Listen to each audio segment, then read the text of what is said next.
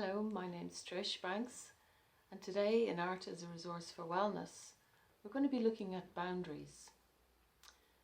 I think in the last couple of months we've all had a different experience of boundaries. While we're all experiencing lockdown together, it's very different for individuals. So for some people, the boundary or the restriction that's been enforced upon us has in fact been a blessing. It's given us an opportunity to be in relationship with people via Skype or chats in the garden or whatever, and then we get the opportunity to come away and reflect on that interaction and how we feel and how we are, and then go back again. For other people it's been very painful. They've experienced the isolation in a very unique way that maybe for the first time in their lives they've really only had themselves for company. And not everyone enjoys the experience of going within. We're not naturally all introvert. So recognise that while everybody's had the lockdown, it has been a uniquely different experience for everyone. And one of the ways that makes that difference is how we respond to boundaries. So what I'm going to do in this exercise, we're going to use the word no as the anchor for how we are when it comes to placing a boundary. Because the word no in itself represents a statement of individuation, a statement that says, I'm me and not you. I think anyone who has children will recognise when that first comes into play, when a child is around 2. And we call it the terrible twos, but it's definitely only terrible for the adults. It's a marvellous experience for the child as they become masters of their universe. No is their sense of, I'm me and not you. So get your art materials together or have them close at hand. Make sure that you've made a boundary with the time in relation to anyone else that might be in the house. This is your time for yourself. I usually recommend about a half an hour to do the art piece. But like any of your artwork that you would have done with this, it doesn't stop when you make the image. That's step one. If you like, the idea then of processing that image, of actually dialoguing with it, look at it, see what does it look like. You've put an expression of yourself on paper, so there's distance between you and it, and you can use that distance. You can look at the image and just think, oh wow, that's really powerful, or here's something I didn't notice before. So I do encourage you to keep your pictures and to look back on them and maybe make a note on the back of them what the image was about for you. So before we start the exercise, get yourself into a nice comfortable position where your art materials will be close at hand so you can go straight to it after the exercise. It's usually a nice experience for yourself to give time not just to the experience but to looking within, to checking within. See how you are in your body at the, beforehand, afterwards. See how you are emotionally. What feelings do you have about going into it? Is there some trepidation? Is there some concerns about getting it right? All the sorts of things that would normally preoccupy the mind. How are you willing to separate yourself from the other busyness of your day? Chores you have to do, things you want to do later in the day. It takes time to get into the habit of just giving yourself this moment, to be in this moment right now. So what we can do is, when you're ready, find yourself a nice comfortable sitting position where you're relaxed but not collapsed. Allow the chair to support your back and legs.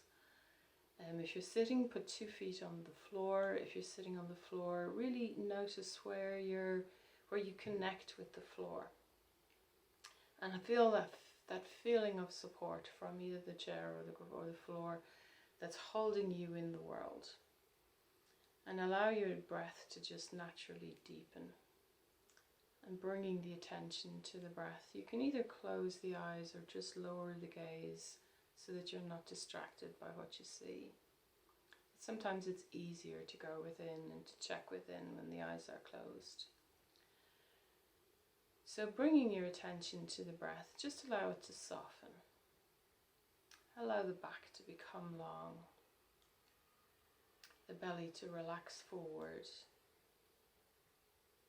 And just notice any areas of tension or tightness that reside in the body. And rather than forcing them to relax, just breathe into that area. Just allow the breath to soften it out. This is a process of allowing your body be what it is right now. And include in your awareness any feelings, emotions. We often have conflicting emotions going on at the same time. And it's just about noticing them there. Whatever's there, it's perfect. It's fine. And just become aware of the chatter that goes on in the mind. It's a nice comparison to think of it as just birdsong. First thing in the morning, it's very loud. Often when we begin to become still and be quiet within ourselves, the first thing we notice is all the interior noise. So just notice that it's there and gradually let it recede into the background, just as we do the bird song in the morning.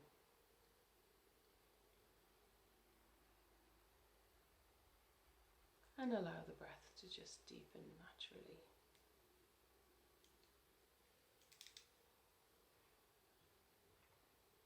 And I'd like you to think about a situation where you would like to say no. Make it a present day situation, something that's current. And I'm just going to present you with some questions to think about. How easy is it for you to express your no?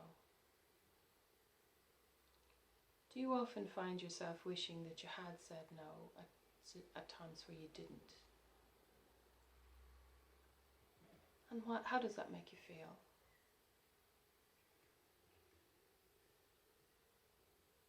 What happens inside your body at the idea of even saying no? And then if you have a situation where you've said no, what happens within your body when you actually do say no? Is it comfortable, uncomfortable, apprehensive?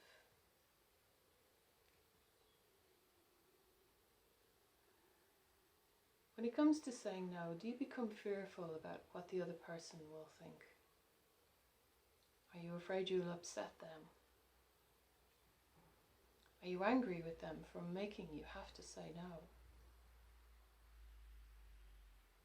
Do you need to rationalize your no for it to be okay to say it?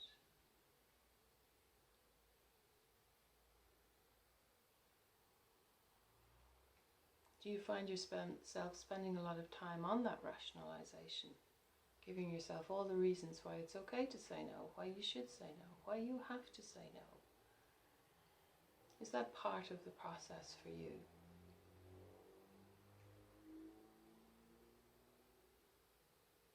Do you just look for ways to try to justify not saying no?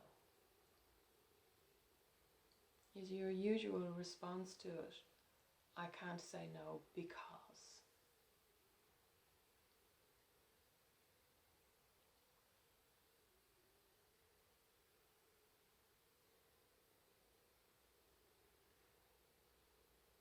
And just for a few moments, I'm going to invite you to just sit with the word no.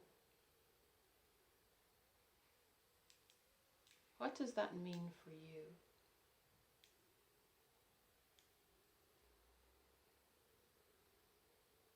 How does the word no wish to express itself through you?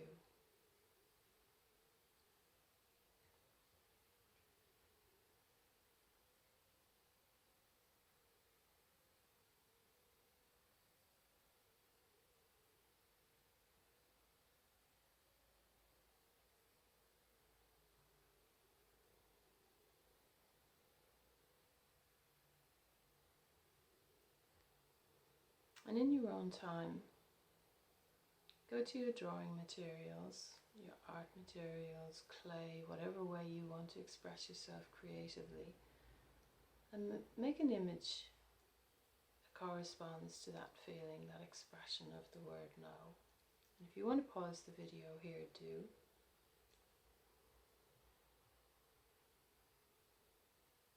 And when you've made your image, I'll invite you to journal about it, not just the image itself, but also what it felt like for you to make that image.